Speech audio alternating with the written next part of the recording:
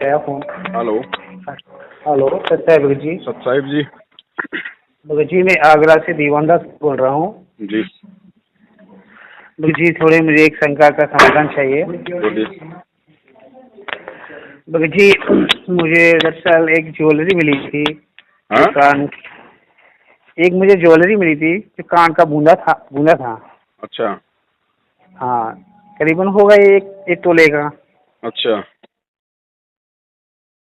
ले थे। हाँ, मैं उस समय बहुत पीड़ित था, परमात्मा से अरदास लगाई थी। तो उस दिन जैसे साहब को मैंने अरदास लगाई परमात्मा से, मैं बहुत बिगड़ रो रहा था। मैं बहुत, मेरे भाई की हालत खराब थी, तो ऐसी तबीयत बहुत ही ज़्यादा उनकी खराब थी। तो मैंने अरदास लगाई, तो मुझे सुबह ही करीबन मुझे 4,000 रुपये मुझे मिले थे। तो भगत जी, मैंने उसमें से कुछ अपने भाई का दवा ववा करा लिया, मतलब दवा में खर्च हो गया और घर खर्चे में कुछ खर्च हो गए। पैसे कहाँ और से मिले थे? जी, मुझे वो रास्ते पे ही मिले थे, रोड पे। अच्छा, फिर? फिर उसके बाद में मुझे उससे पहले एक मुझे बूंदा भी मिला था, जो कान का एक बूंदा था 1 तोले का, वो भी मिला था। हाँ, वो मेरे पास में अब भी है, रखा हुआ है मैंने। नहीं तो वो कहीं बेकार कुछ भी नहीं किया, क्योंकि मुझे लग रहा था कि शायद किसी का हो, शायद कोई आ जाए। मैंने हालांकि सबको बता दिया मैंने कि मुझे ये मिला है, तो मैंने किसी का हो तो वो ले जाए। तो हाँ, तो भगत जी, यही बात, ये बात जाके नहीं है वहाँ हमारे जो नाम केंद्र है, नाम स्थल है, जो वहाँ किसी ने जाके नहीं बोल दिया कि ऐसे ऐसे उस भगत को ऐसे ऐसे वो मिला है हुआ। तो भगत जी, वो तो हम गए वहाँ पे, तो हमें बहुत डांटा फटकारा। वो बोला था, ये तुम बहुत गलत कर रहे हो, ये तुम्हारा स्वार्थ गलत है। तुम्हें ये सारा बूंदा भी और ये जो तुम्हें पैसे मिले हैं, वो पैसे भी तुम्हें ना उसमें दान पेटी में डालना चाहिए। और इससे तो तुम अपना नाम खंड कर रहे हो। तो भगत जी, मेरा नाम खंड हो गया इस वजह से? नहीं हुआ ना? नहीं।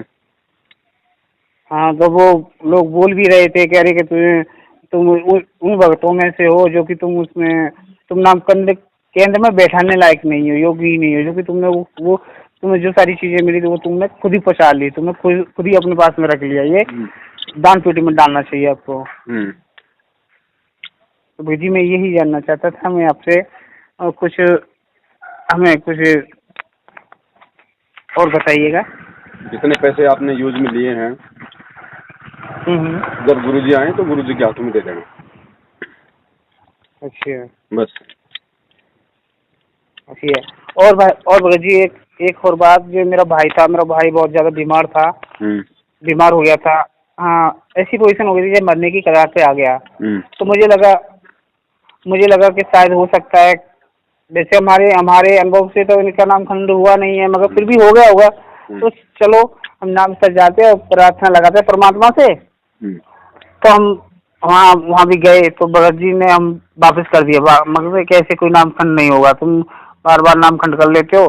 तो भगत जी हमें बार बार वो डिलीट कर देते हैं। और वो वहाँ जैसे फिर हमने घर ही बैठ के नहीं है, परमात्मा से प्रार्थना लगाई, ठीक है मालिक, अगर जैसे कोई हमारे जाने अनजाने में अगर कोई भूल भी हुई हो तो हमें माफ करो और मेरे भाई को ठीक करो।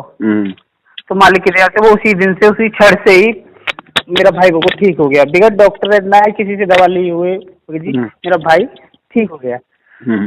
ठीक हो गया। तो भगत जी, अब कभी कभी तो मुझे ये भी कभी कभी हम कहते हैं कि बोलते हैं, कह रहे हैं कि तुम पवन दास से तुम कांटेक्ट में रहते हो और तुम पवन दास की वीडियोज देखते हो, वो तो गुरुद्रोही है। तो शायद हो सकता है मुझसे इस वजह से नफरत करते हो वो लोग। करने दो, इससे क्या फर्क पड़ेगा? आप भक्ति सही कर रहे हो तो शायद दुनिया नफरत करो, आपको क्या मतलब है भाई? हाँ जी भाई जी।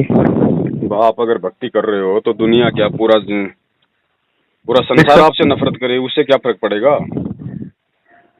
आज गुरुजी को पूरा हरियाणा देशद्रोही कह रहा है, तो आपको फर्क पड़ रहा है? ना भगत जी, हमें तो कोई फर्क नहीं पड़ रहा। फिर आप उन लोगों को कैसे फर्क पड़ेगा जो आपको जानते हैं, जो आपको पहचानते हैं? भगत जी, मुझे तो नहीं, मैं चाहे दुनिया चाहे कुछ भी कहे कि पवन दास ऐसा है या वैसा है, मुझे तो मेरे सारी आपकी वीडियो भी देखी, सारी जो आपने मुख कमल से जो भी शब्द कहा गुरु जी के लिए, अरे गुरुद्रोही तो होता कौन है? गुरुद्रोही वो होता है जो गुरु से द्रोह करे, गुरु की बुराइयां करे। मैंने आज की एक वीडियो में एक भी उसमें कहीं एक भी शब्द नहीं सुना कि आपने कोई शब्द उनके अपशब्द कहे हों, जबकि ये किस आधार पे आपको ये गुरुद्रोही बनाते हैं? क्यों ये सब करते हैं? संगत में दंगे हो रहे हैं ना, संगत हाँ ने दान का, पाठ का, ज्योति का पैसा देना छोड़ दिया, इनकी अय्यासियां कम हो गई भाई, इनका पाखंड खत्म होता जा रहा है। हाँ दरअसल होगा ही।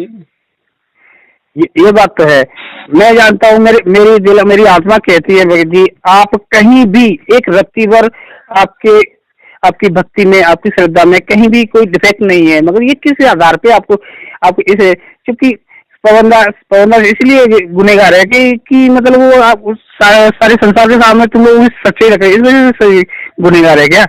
मैं ये बातें मेरी कई बार मेरी बातें हो जाती हैं उनसे, भक्त लोगों से, मैं ये बातें छिड़ जाती है कि भाई मुझे बताओ तो सही, एक बार देखो तो, वीडियो तो देखो, पवनदास की वीडियो देखो, आप उनकी वार्तालाप सुनो, उनके जो उस आधार से वो बताते हैं, उन आधार को सुनो तो सही, कहाँ पे तुम्हें डिफेक्ट लगता है। अगर डिफेक्ट लगता है तो हम मान लेंगे कि चलो हाँ कि हमारे पवनदास जी गुरुद्रोही है, जबकि हमारे गुरु जी ने कभी कहीं किसी वीडियो में नहीं कहा है कि पवनदास गुरुद्रोही, ना ही कभी कोई वहां से जेल धाम से भी कोई हुआ है कि भाई पवनदास से बात कांटेक्ट मत करना, पवनदास से ये मत कर, तो हम कैसे मान लें भगत जी का हमारे पवनदास जी भगत जी गुरुद्रोही हैं?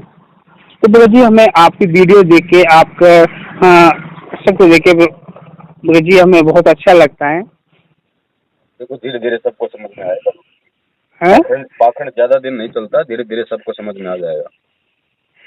ये बात है भगत जी, पाखंड कहते हैं कि झूठ के पैर होते ही कितने हैं? नहीं होते, मुझे मालूम है, मुझे पता है भगत जी, एक दिन वो भी आएगा भगत जी। आप ये भगत सारे एक तरफ और आप एक तरफ, मैं मानता हूँ, मेरी आत्मा कहती है कि आपके जैसा भगत अगर इन लोगों में एक भी मिल जाए तो मैं उनके चरणों पे अपना शीश रख दूं।